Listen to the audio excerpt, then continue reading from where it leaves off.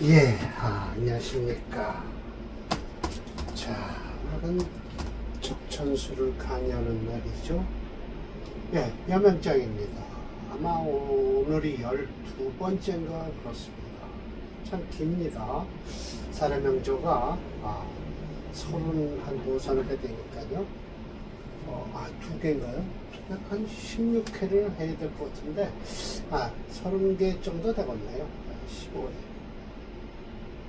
자, 여자 사주는 무엇으로서 이 여자가 잘 될까 못 될까를 아나라고 한다면, 여자는 먼저 찾는 게 관성을 찾아야죠. 관성을 찾아야 돼요. 관성을 보고서 그 동태를 살피는 거예요. 관성이 이 여자한테 용신인가 시신인가. 그리고 자식은 뭘로 살펴요? 식상으로 살피죠. 이 식상이라는 것이 이 여자한테 도움이 되나 안 되나, 이걸 봐야 되겠죠. 그런데요, 이 식상이라는 것이 있고요, 이 관성이 없다라면 어떻게 될까요? 이 여명은요, 아마 자유로운 영혼일 거예요.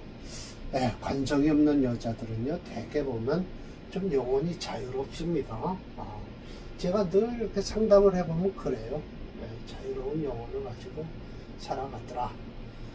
그리고 또 특히 식상은 없는데 이 관성만 많은 여자들이요, 자유로운 영혼이 아니죠. 오히려 스트레스를 많이 받고 사주상으로 많이 받고 있어서 어딘가 모르게 한마디로 짜증, 실증 뭐 이런 걸 많이 부리더라고요. 스트레스가 받는 사람이 많아요.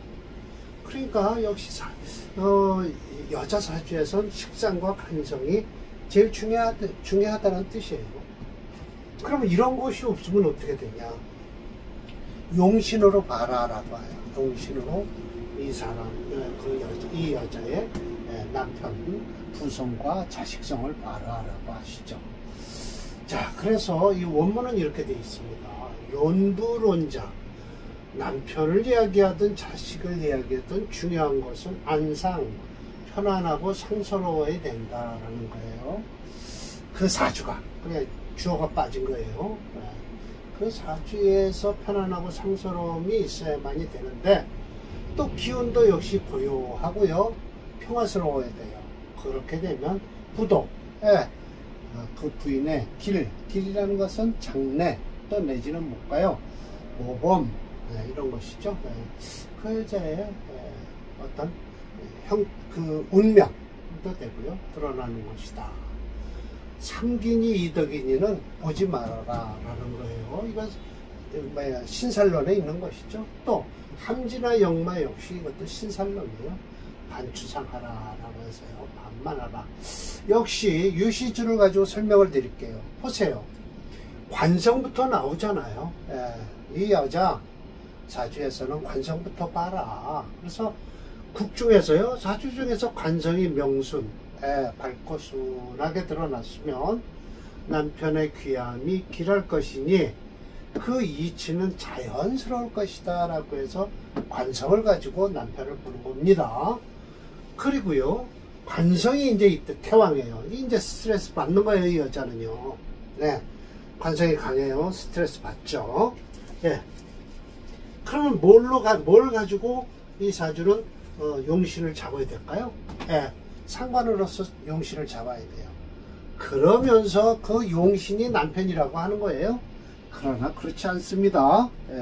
그냥 남편은 남편이고요, 용신은 용신이죠.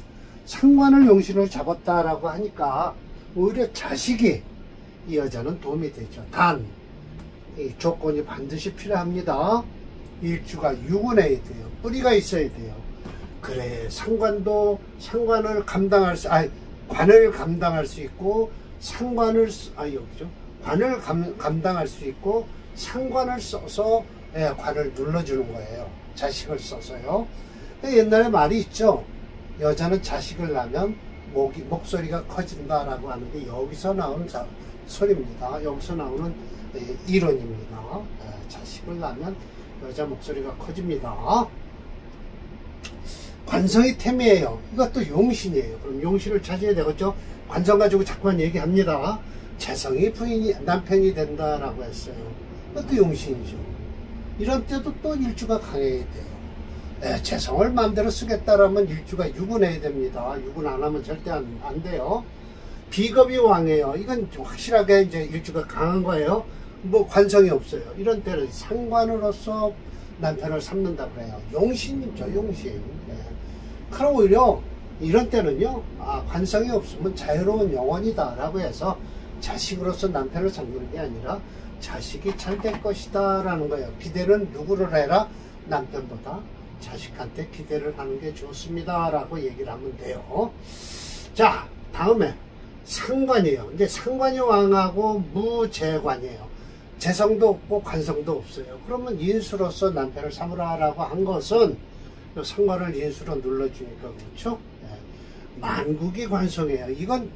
이게 이제 저 앞에서 얘기했다 두 번째 얘기했던 거랑 마찬가지예요. 관성이 많아요. 이럴 때는 일주를 기만한단 말이에요. 예, 그러니까 스트레스가 받는 거죠. 이럴 땐 인수로서 화살을 관성을 화해해서 일주를 도와주니까 무릇 남편은 불국신 인수를 쓰니까 남편이 그걸 하지 않는다라는 거예요. 만국이 인수예요. 그러면 설관성합니다. 관성이 설대요. 남편이 부실부실합니다. 그럴 때 재성을 반겨서 재성을 반겨서 어떻게 해요? 이 인수를 제극인을 해주니까 어떻게 돼요? 일주는 불국부 남편을 속이지 않는다. 극하지 않는다라는 거예요. 대체로 남명과 논자, 남자 사주나 남명과 논자, 자식을 논할 때 그 귀론, 귀함을 논할 때는 상사 거의 비슷하지만 국중에서 상관 청년, 이건 이제 자식을 가지고 얘기하는 겁니다. 상관이 청년이면 자기 이친, 그래서 자식이 귀하고 친해진다라는 거예요. 불필요냐? 구태여 말할 필요도 없지 않냐라는 거예요.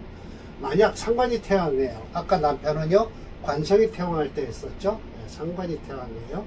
이 인수가 자식이다라고 하는데 용신이 자식이다라고 한 거예요. 글쎄요, 뭐 이 용신을 자식으로 삼을 수 있는지는 모르지만 분명하게 상관 폐인해야 됩니다. 상관이 많을 때는 인성으로서 용신을 잡는 거예요. 상관이 템이에요. 오히려 이걸 태왕하고 템이하는 거예요. 그럴 때 비견으로서 자식을 삼는다라는 거예요. 네. 인수가 왕이에요. 이건 상관이 깨지죠. 그럴 때 무상관이에요. 이럴 때는 없는 게 좋아요. 재성이 자식이 된다라고 해서 제극인을 하라라는 거예요.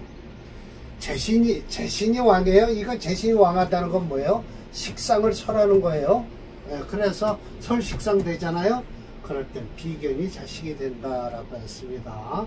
불필전집, 구태여 오로지 그 고집만 부리지 마라 라고 해서 이 불필이 두 군데 끼는 겁니다. 여기까지요.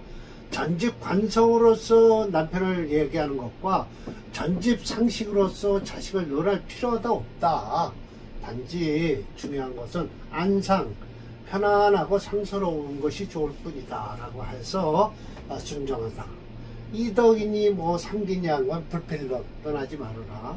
함지나 영만은 비록 유험, 경험은 좀 있다 하더라도 결론적으로 긴 이치는 될 수가 없다는 거예요. 그러면서 그 사주 가운데서 연구를 해서 논하면 되지 불가불상 자세히 살피지 않으면 안 된다.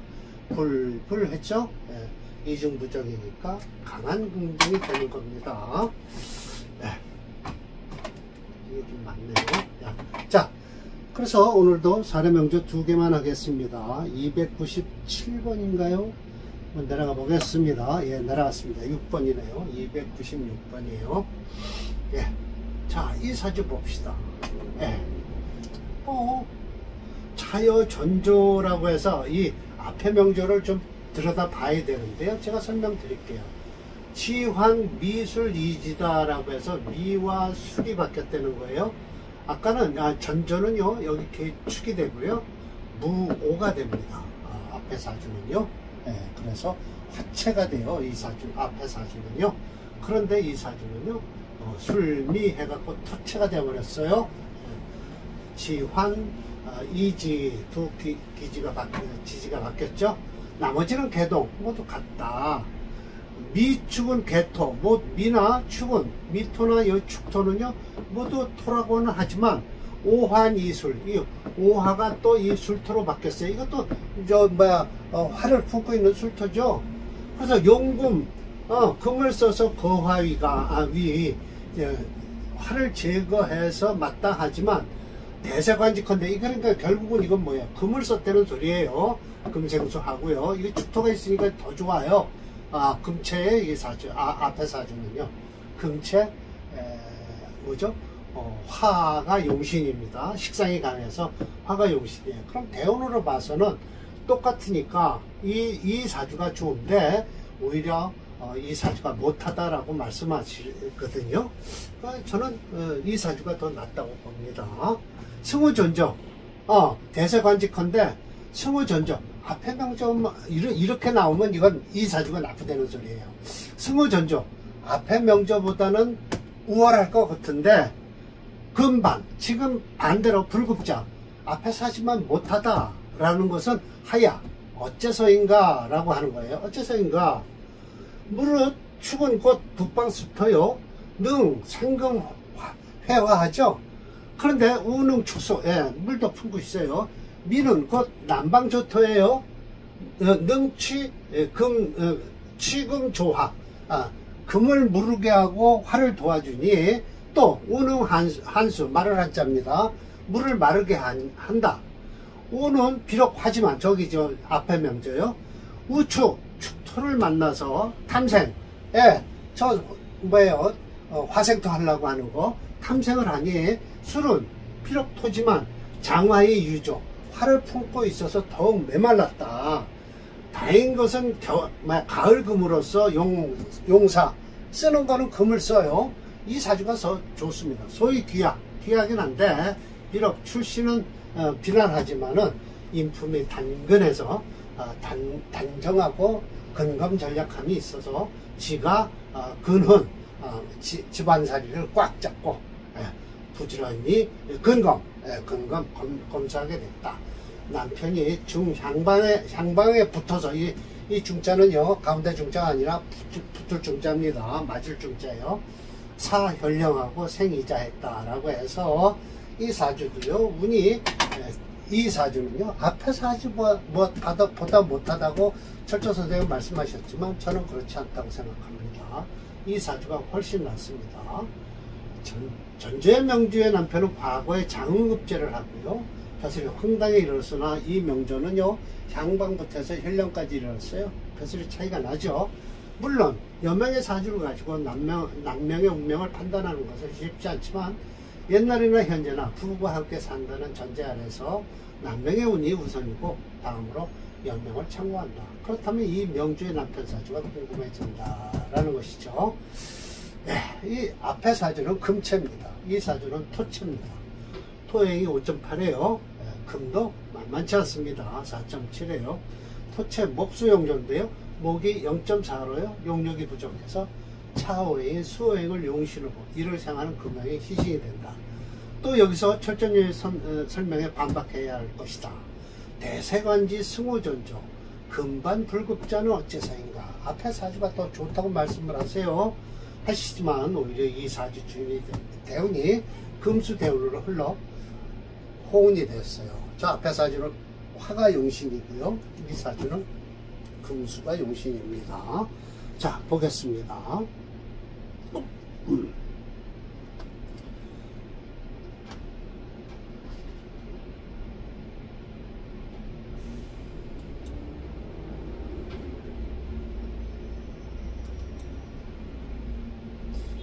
296입니다.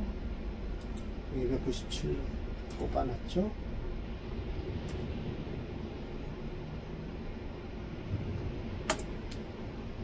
예. 290 아닌데요? 맞네요. 예, 맞습니다. 술토하고 미토하고. 예.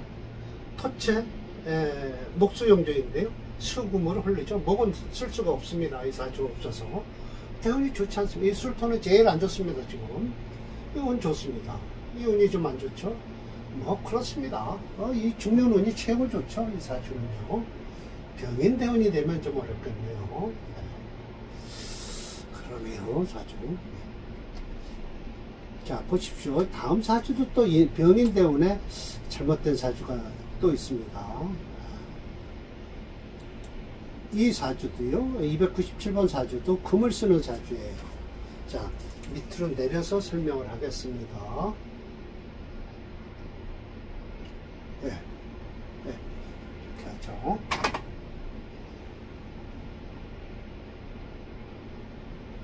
(297이죠) 네. 기유, 예. 신미, 예. 무진, 토채입니다. 이것도요. 인술. 예. 토가 이렇게 많죠. 예. 예. 토채예요. 여기 기토 있고요. 예. 토채니까 목수를 먼저 찾아야 됩니다. 그런데 이 사주는 목이 없는 게 아니라 지장간에 들어서 불용 쓸 수가 없습니다. 그러니까 쓰지 못하니까 차오행인 수를 용신으로 하고요. 이 일을 생하는 금을 시신으로 합니다. 네. 대운이 좋죠. 이렇게까지. 이 눈에 용신인 이 신금을 절지에 있다고 해서 절지에서 뭐죠? 화가 강해지는 거예요. 인술, 인미 이렇게 해갖고 모군에 들어갔다고 설명을 하십니다. 예. 토영하령. 예, 토가 화려하다. 영화로울 영자예요. 하령. 예, 뭐야? 여름에 영을 받아서 이 토가 제일 더웁니다. 이 미토가요. 삼복이 다 들었어요. 조금 있으면 7월이 지금 6월인데 7월이 되면 저 삼복이 저 속에 다 들었습니다. 미월에 범금토수 금을 만나서 아이고 이거 괜히 졌네요. 기유, 그 다음에 신미, 무진, 임술 이래요. 그러니까 범금토수에서 금을 만나서 빼어난 기운을 토해냈다라는 것이 바로 이 상관을 쓰겠다는 거예요. 갱이무목, 더욱 겉으로 드러나는 목은 없습니다. 그래서 부귀지죠. 그래. 소위 출신은 환각, 벼슬 집안에서 태어났어요. 통시서, 달리애교, 지유운, 요게요, 유운에, 부성노광, 이걸 용신을 갖다가 또, 부성으로 보셨어요. 생일자 하고요. 부주, 남편이요. 등가를 했네요. 갑술은 이거 안 좋겠죠. 화가 성하니까요. 축술미, 술미 하고요. 형충, 형하고 충해서 출정화, 정화가 투출했다는 거예요. 규중설무라고 해서 남편이 돌아갔군요. 안방에 눈춤이 그러니까 결국은 찬바람이 분 거예요. 가도일락, 가도가 하루아침에 그냥 떨어져 나갔어요. 청년수절, 이때 되면 청년이라고 할 수 있죠. 중년의 가부가 된 거죠. 고통스럽게 뜻을 품고서요, 교자성명, 자식을 키워서 이름을 날리게 했어요. 자운이면요, 이게 이제 수운이 되는 겁니다. 자등과, 이자와 이자는 이 이건 시자자예요. 자식자. 이 자는 자축음명할 때 자예요. 사지 군수가 되고요. 수, 자고지봉이라고 해서 이 자가 뭐죠? 붉은 비단이에요. 붉은 비단을 받았다라고 해서 수지 인운의 금절지에 맞습니다. 용신을 금으로 하는데요. 인운이면요, 이렇게 인술, 화국을 이루고요. 인미, 목이 강해지게 되죠. 그래서 아마 용신이 절지가 될 겁니다. 그러니까 용신에서 토가 체인데요. 목을 용신을 써야 되겠다라고 할 때 이 사이에 뭐죠? 원국에 목만 있다면 이 모군이 들어와도 쓰는데 못 쓴다라고 했던 글자가 들어오면요, 이 사주가 깨져버리는 겁니다. 잘못하면 깨지게 돼 있어요. 네, 맞습니다. 청지자는 이 명제의 부성을 상관인 신금을 말했다라면서 오히려 상관을 쓰니까 자식이 더 좋았겠죠. 천연대운에 좋았고요. 희신은 금 모양의 희신은 금 모양을 생하는 토행은 축진토를 사용할 수 있으나 건토는 부정하죠. 자, 프로그램에서 역시 토가 7.0입니다. 그래서 토체 목수 용조이나 목은 1.3이지만 미토나 진토 속에 암장되어 있기 때문에 불용하고요. 요거 한문으로 바꿔야 되겠네요. 차후의 수행을 용신으로 이를 생하는 금양이 시신이 되었다라는 거예요. 자, 격국론을 한번 제가 설명을 드릴게요. 미월에 태어난 무토예요. 이러면 그러니까 결국은 미토 속에 암장되어 있는 뭔가가 튀어나와야 되거든요. 투출을 해야 돼요. 미토 속에는 뭐가 들었을까요? 정월기죠. 을이 아니고요. 정화가 있고요. 을목, 기토가 있습니다. 그래도 이 정화가 9예요. 3, 18이니까요. 그런데 이 기토의 무토는 쓸 수 있나요? 토는, 이거 뭐죠? 잡격이라고 해서 격을 잡을 수가 없습니다. 그러니까 이건 할 수 없이 제가 무엇으로 억지로 잡냐? 미월이니까 뜨겁고요. 정화가 여기에요. 너무 기온이니까. 그래서 인숙격으로 잡았습니다. 그래서 철저님이 설명하시듯 토용 하령하니 미중 정화를 격용신으로 잡아서요. 인숙격으로 잡았어요. 이 인숙격은 길격 중에 하나로 합격이 되었다. 더해요. 인숙격의 상신, 요거 한문을 바꿔야 되겠네요. 도울상자입니다. 상신을 상관과 재성으로 삼는다. 역시 대운이 금수로 올라서 호운이 된 사주입니다. 좋은 사주예요. 철저님과 이 프로그램과 아주 딱 맞이하는 297번 사주입니다.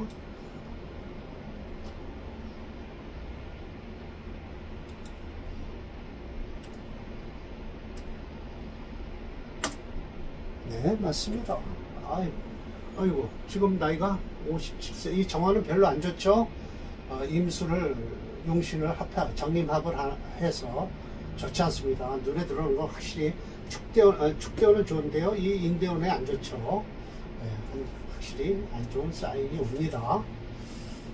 그래도 이 사주 천년에 참, 그래서 이렇게 어려서 사주가 용신으로 흐르니까, 벼슬 집안에서 태어난 여자 사주입니다. 이 갑술대운이 안 좋죠. 안 좋다고 해서 이때 과부가 된 겁니다. 자운의 자식이 잘 됐어요. 하고 이제 인운을 기다리고 있는 거죠. 이 인운이 몇 살이에요? 한 70 하나 돼야 되겠네요. 그래도 옛날 사주 명주치고는 오래 사는 사람 명주입니다. 자, 또 이 책 선전을 해야 되겠죠. 축약 적천수 천리 이제 올해 지금 6월이니까요. 제가 한 8월서부터 다시 책을 쓰기 시작할 겁니다.